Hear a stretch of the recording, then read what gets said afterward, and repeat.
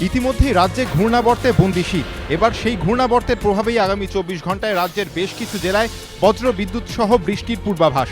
আবহাওয়া দফতর সূত্রে খবর, উত্তরবঙ্গের সমস্ত জেলা এবং দক্ষিণবঙ্গের নদিয়া, মুর্শিদাবাদ এবং বীরভূমে বৃষ্টি হতে পারে। তুলনামূলক বৃষ্টির সম্ভাবনা দার্জিলিং, জলপাইগুড়ি এবং কোচবিহারে। ঘূর্ণাবর্তের প্রভাবে গাঙ্গেয় পশ্চিমবঙ্গে বজায় থাকবে কুয়াশার দাপট। ফলে সেসব এলাকায় রবিবার বাড়তে পারে তাপমাত্রা। কলকাতায় তাপমাত্রা থাকবে 15 ডিগ্রির কাছাকাছি। ঘূর্ণাবর্তের বাধা কাটিয়ে সোমবার থেকে ফের নামতে পারে তাপমাত্রা। ঘটনাস্থল বর্তমানে বুদবুদ। স্থানীয় বাসিন্দাদের দাবি, বৃহস্পতিবার পানাগড় সেনা ছাউনির বাইরে তারা দেখেন 10-12 জন যুবকের মেডিকেল পরীক্ষা নিচ্ছেন কয়েকজন ব্যক্তি। সকলেই সেনার পোশাক পরেছিলেন, কিন্তু খোলা মাঝে কেন মেডিকেল পরীক্ষা? সন্দেহ হওয়ায় শিবিরের কাছে যান গ্রামবাসীরা। তাদের দাবি, গ্রামবাসীদের আসতে দেখেই একটি গাড়িতে চেপে ঘটনাস্থল থেকে চম্পট দেন সেনার পোশাক পরা ব্যক্তিরা। ধাওয়া করে চালক সহ পুলিশ লেখা গাড়িটিকে ধরে ফেলেন গ্রামবাসীরা।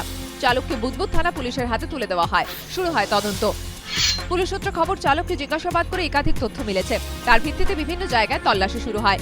গ্রেফতার করা হয় হাওড়া জিআরপির কনস্টেবল প্রদীপ দাস এবং বাঁকুড়ার বড়জোড়ার ব্যবসায়ী মাতব মণ্ডলকে। ধৃত চালক প্ররূপ সরকার বড়জোড়া থানায় ভাড়া করা গাড়ি চালাতেন। পুলিশের দাবি, সেনাবাহিনীতে চাকরি পাইয়ে দেওয়ার অসাধু চক্রের সঙ্গে যুক্ত ছিলেন ধৃতরা। কিন্তু এই কাজে থানার গাড়ি কেন? তাহলে কি জিআরপির পাশাপাশি রাজ্য পুলিশের একাংশ এই চক্রে জড়িত? উত্তর খুঁজছেন তদন্তকারীরা।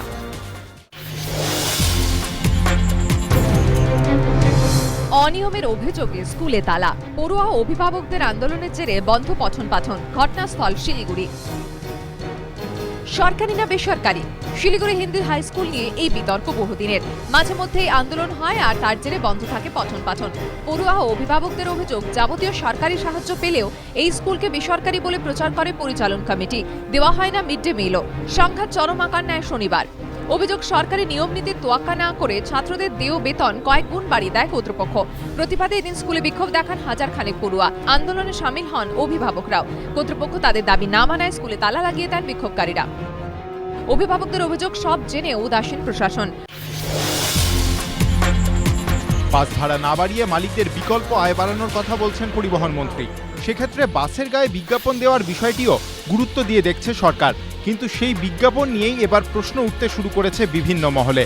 কলকাতায় রাস্তা দাপিয়ে বেড়াচ্ছে এসি বাস।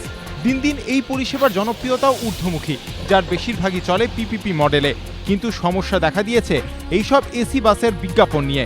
বাসের গায়ে যেভাবে বিজ্ঞাপন দেওয়া থাকে তাতে ভেতর থেকে বাইরে দেখা যায়, অথচ বাইরে থেকে ভেতরে দেখার কোনো উপায় নেই। আর এখানেই প্রশ্ন উঠেছে যাত্রী নিরাপত্তা নিয়ে। আপত্তি উঠেছে বিভিন্ন মহল থেকে। তাদের বক্তব্য, কোনো আপৎকালীন সময়ে বা বাসের মধ্যে কোনো যাত্রী বিপদে পড়লে তা বাইরে থেকে বোঝা সম্ভব নয়। সেক্ষেত্রে বড় হয়ে দেখা দিচ্ছে যাত্রী নিরাপত্তার প্রশ্ন। এ প্রসঙ্গে পরিবহন মন্ত্রী মদন মিত্র জানিয়েছেন, আগামী সপ্তাহেই এসি বাস মালিকদের বৈঠকে ডাকা হয়েছে। যাত্রী নিরাপত্তা সুনিশ্চিত করতে প্রয়োজনীয় পদক্ষেপ করা হবে।